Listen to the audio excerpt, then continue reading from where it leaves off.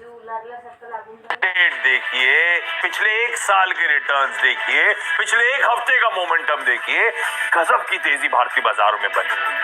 लेकिन इस गजब की तेजी के बावजूद कई सारे स्टॉक्स ऐसे हैं, बहुत जानी मानी कंपनी बहुत डिस्कस होती थी, पर वो परफॉर्म करके नहीं दे रही है, वो चल के नहीं दे रही है। और ऐसी कंपनीज के लिए इसी तरह का भाव मुंह पे आता है जब हम अपने पोर्टफोलियो को देखते हैं, ओह तेरी। तो इन्हीं स्टॉक्स पे आज हम लोग चर्चा करने वाले हैं। मदद करने के लिए rajatkboss.com के रजत बोस और साथ साथ आपको आपकी स्क्रीन पर नजर आएंगे ओम कैपिटल के राजेश अग्रवाल। आप दोनों का स्वागत है। राजेश जी, ये ओह तेरी के लिए कुछ एक्सप्लेनेशन की जरूरत है नहीं, है ना? अपने आप में भाव काफी है।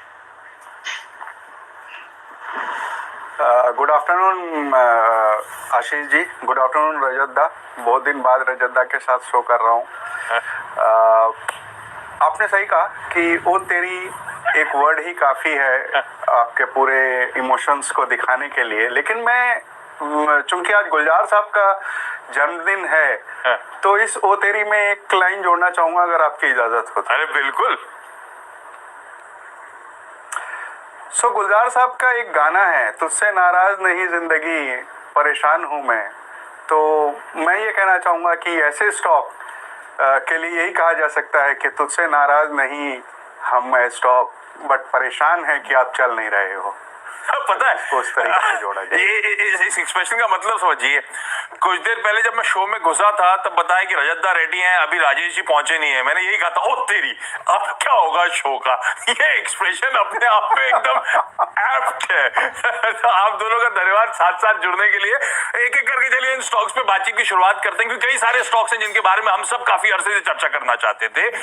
आमतौर पर स्पेशल्स में होता था कि बढ़िया पिक्स एक्सपर्ट से दी जाती थी, पर कई सारे कंसर्न्स आ रहे थे कि कई स्टॉक्स परफॉर्म नहीं कर रहे हैं, आप लोग उस पर चर्चा नहीं करते।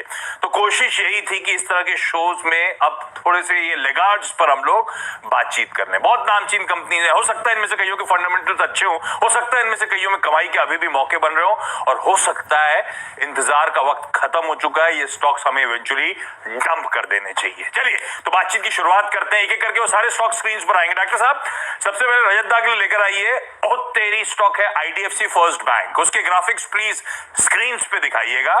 ये स्टॉक 44-45 सीएमपी मतलब आसपास इस समय का भाव समझ लीजिए 44-45 के आसपास चल रहा है। साल के हाई थे 69 के, तो वहां से ये स्टॉक 36% नीचे है। और साल के हाई छोड़िए, उससे पहले स्टॉक ने ऑलमोस्ट 80 के लेवल्स देखे हुए हैं, तो वहां से तो ये स्टॉक ऑलमोस्ट आधा 45% इस समय अपने उन हाई से नीचे कामकाज करता हुआ। हम रिटेल को बहुत उम्मीदें रजत दा इस स्टॉक से, और मैं कई बार चैनल पे जब क्वेरीज लेता हूं तो कई सारे लोग आईडीएफसी फर्स्ट बैंक में इन्वेस्टेड हैं। हम सबको होप है कि ये शायद कल का एक बैंकिंग स्पेस का मल्टी बैगर होगा, पर इस समय भाव में वो नजर नहीं आ रहा। बनेगा ना मल्टी बैगर रजत दा?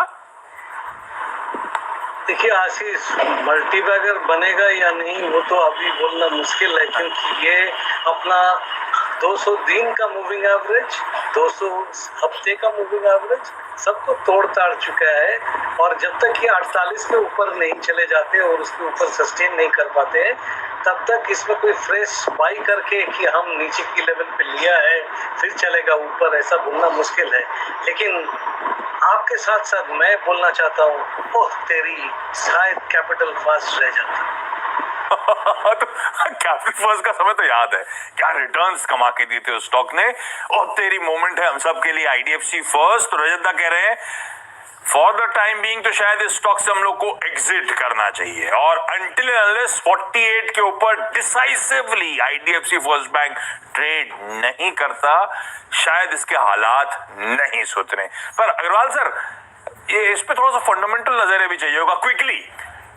ये रखना है क्या लॉन्ग टर्म के लिए आज से, या इससे बेहतर बैंकिंग में विकल्प मौजूद है मेरे पास? देखिए, लॉन्ग टर्म से मेरा मतलब इस स्टॉक के लिए होगा वेरी लॉन्ग टर्म। और ये क्या मतलब हुआ? 2-5 साल के लिए इंतजार कर रहा हो तो हो सकता मतलब ये कि 2-5 साल के लिए कोई इंतजार करने की चाहत रखता हो तो अलग बात है, बट शॉर्ट टर्म में मुझे इससे बेहतर अपॉर्चुनिटीज आपको आईसीआईसी बैंक या एचडीएफसी बैंक और सबसे बेस्ट इन पूरे पायदान पे कहा जाए तो कोटक महिंद्रा बैंक पड़ता है। तो अननेसेसरी इसमें उलझने का कोई फायदा नहीं है। मैं समझता हूँ इन तीनों बैंक्स में कोई में भी एक निवेश किया जाए तो लंबी अवधि में अच्छे रिटर्न बैठ सकते हैं। छोटी अवधि में बात करें तो वोडाफोन में इनका एक बहुत बड़ा एक्सपोजर है, अगर वहां पे कुछ दिक्कत निकल कर आती है तो और प्रेशर देखने मिलेगा स्टॉक में। रैंक बना हुआ है तो थोड़ा सा देखिए फंडामेंटली टेक्निकली दोनों तरफ कंसर्न्स आपके सामने आईडीएफसी फर्स्ट बैंक को लेकर लॉन्ग टर्म, बहुत लॉन्ग टर्म 3-5 साल का टाइम होराइजन हो सकता है एक अच्छा रिटर्न दे दे, पर इस समय पेन है और इस समय जो एक्सपोजर है उसको लेकर कंसर्न्स है स्ट्रीट में। यही रीजन है ये स्टॉक थोड़ा सा ठंडा इस समय कामकाज कर रहा है। तो स्ट्रैटेजी आप लोगों की स्क्रीन पर, ये होल्ड जो है ये वेरी लॉन्ग टर्म के लिहाज से, अदरवाइज इस समय के लिहाज से तो ये एग्जिट है। इससे बेहतर बैंकिंग में विकल्प आपको नजर आएंगे। बैंकिंग की बात हुई तो एक और स्टॉक स्क्रीन पे लेकर आइएगा, बंधन बैंक। राजेश सर, ये स्टॉक के रिटर्न से पहले दिखा देता हूं। अमूमन 290 के आसपास ये स्टॉक इस समय आपको कामकाज करता हुआ नजर आएगा। साल के हाई से 430 के, वहां से 1/3 हो गया, मतलब 2/3 रह गई वैल्यू। 32-33% साल के हाई से नीचे ट्रेड करता हुआ। प्रीवियस पीक था 700 के ऊपर का, तो वहां से 58% का वैल्यू इरोजन बंधन बैंक दिखा चुका है। और राजेश जी, ये अच्छी खबरें भी आई मेरे ख्याल से। कल ही हम लोग एक अच्छी खबर पर रिएक्ट करने की कोशिश कर रहे थे कि असम सरकार कुछ ऐसा करने वाली है कि दिसंबर वाला जो मोरेटोरियम था बढ़ाकर मार्च कर देंगे, बहुत बॉटम लाइन में वैल्यू ऐड होती हुई शायद नजर आए। स्टॉक ने रिएक्ट करके नहीं दिया, तो अच्छी खबरों पे भी अब ये बंधन बैंक रिएक्ट नहीं करता। कौन से बंधन में फंस गया? 1500 रुपए की रेंज में